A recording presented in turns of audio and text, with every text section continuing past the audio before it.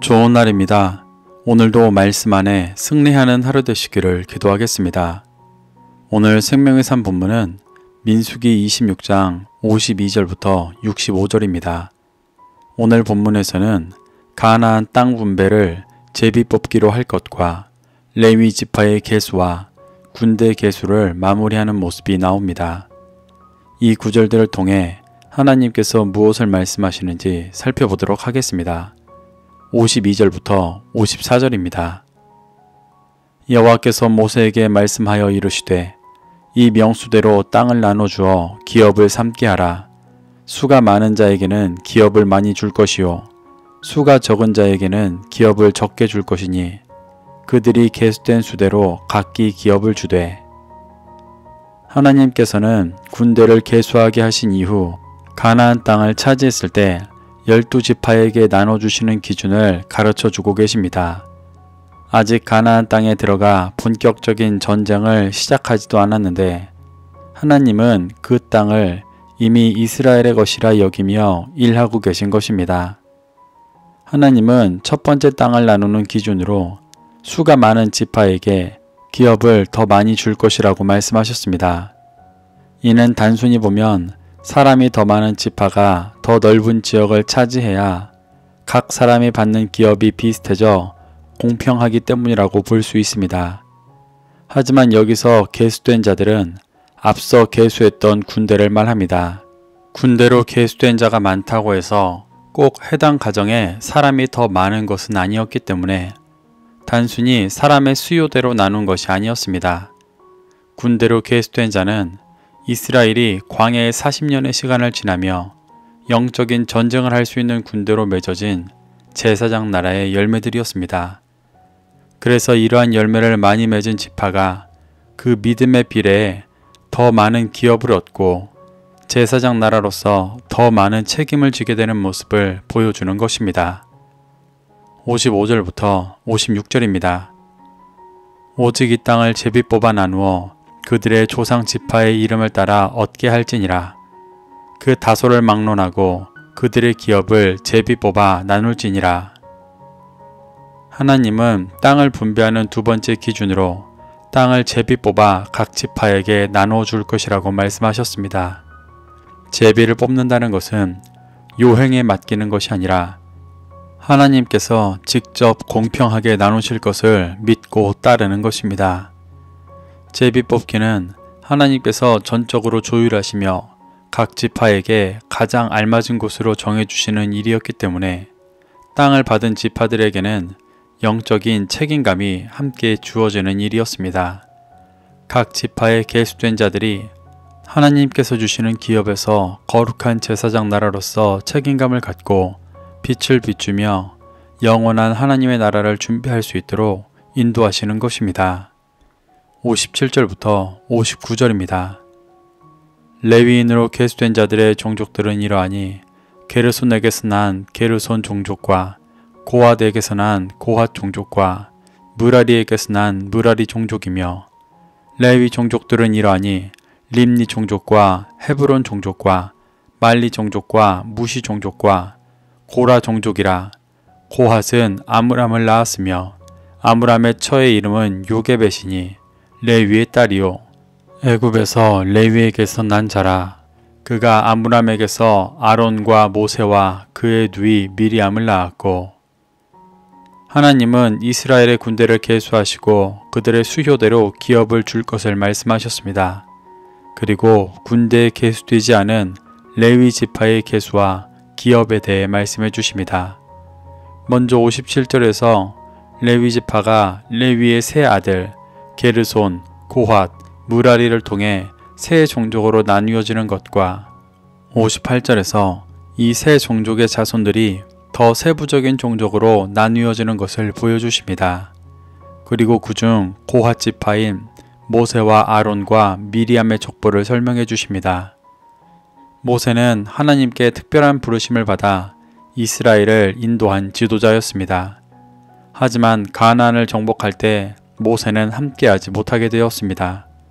그래서 이스라엘의 지도자 모세가 레위 지파라는 것을 언급함으로써 레위 지파가 모세와 같이 하나님의 특별한 부르심을 받아 거룩하게 구별된 지파이고, 앞으로 가나안에서 모세와 같이 이스라엘에게 영적인 방향을 제시하고 인도할 지파라는 것을 보여주는 것입니다.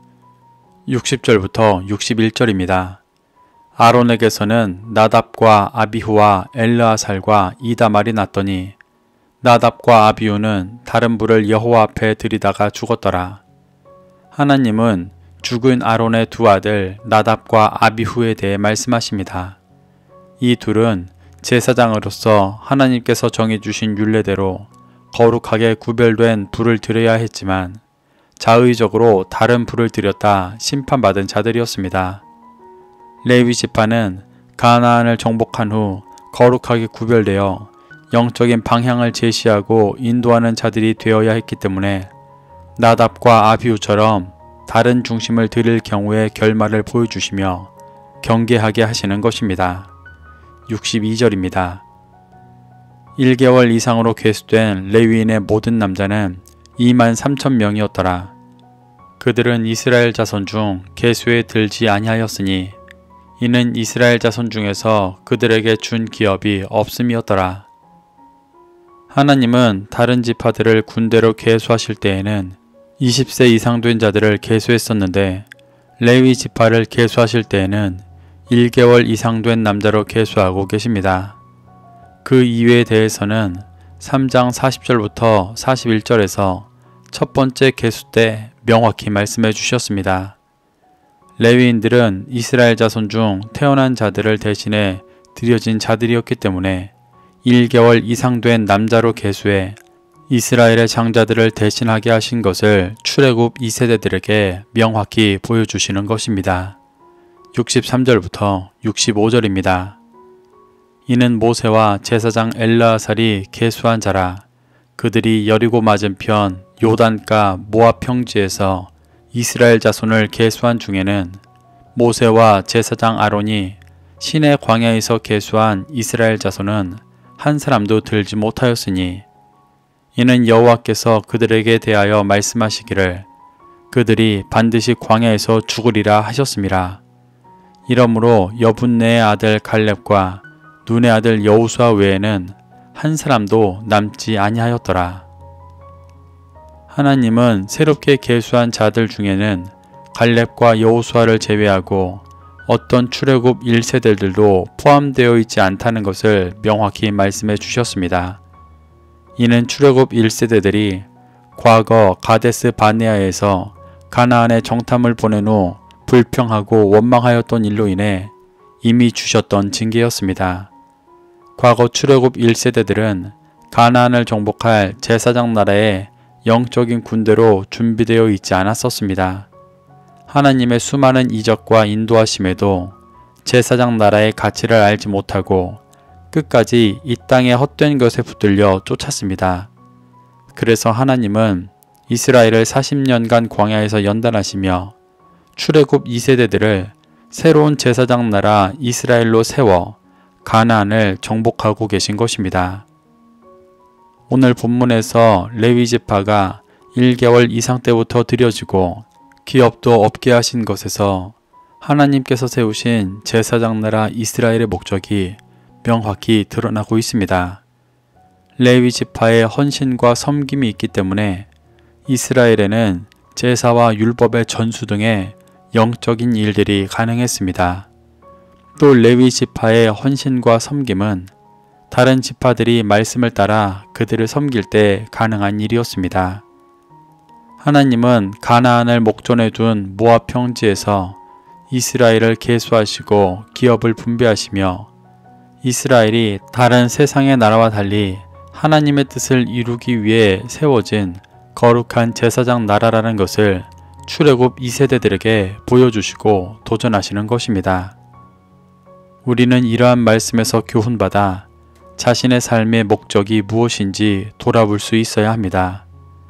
이스라엘은 나라 전체의 목적이 제사장 나라를 이루어 하나님의 빛을 열방에 비추는 것이었습니다. 그 일을 위해 한 명 한 명이 각자의 역할에 맞게 계수되고 그 인도하심을 따르게 하셨습니다. 모든 죄인을 구원하시기 원하시는 하나님의 역사하심은 우리의 삶 또한 인도하고 계십니다.